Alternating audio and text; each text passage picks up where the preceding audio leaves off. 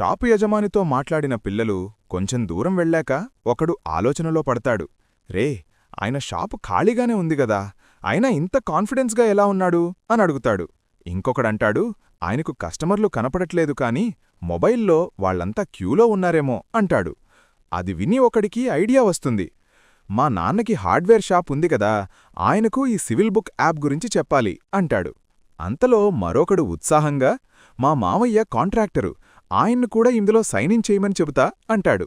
అలా ఇద్దరూ తమ ఇళ్లకు వెళ్ళి ఆ రోజు చూసిన ఖాళీ షాపు కథను అందరికీ చెబుతారు.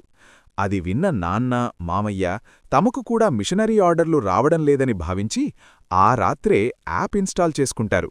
మొదటిలో మొబైల్ సైలెంట్గా ఉన్నా కొన్ని రోజులకే దగ్గర్లోనుంచే పెద్ద ఆర్డర్స్ రావడంతో వాళ్ళిద్దరికీ ఒక విషయం అర్థమవుతుంది. మన దగ్గర సరుకు ఉండటం మాత్రమే సరిపోదు, సరైన కనెక్షన్ ఉంటేనే పనులు మనల్ని వెతుక్కుంటూ వస్తాయి. ఆ కనెక్షన్ సివిల్ బుక్ యాప్ మీకిస్తుంది. భవిష్యత్తులో దుకాణాల ముందు క్యూలు కాదు, యాప్లో వచ్చే నోటిఫికేషన్లే అసలైన రద్దీని చూపిస్తాయి.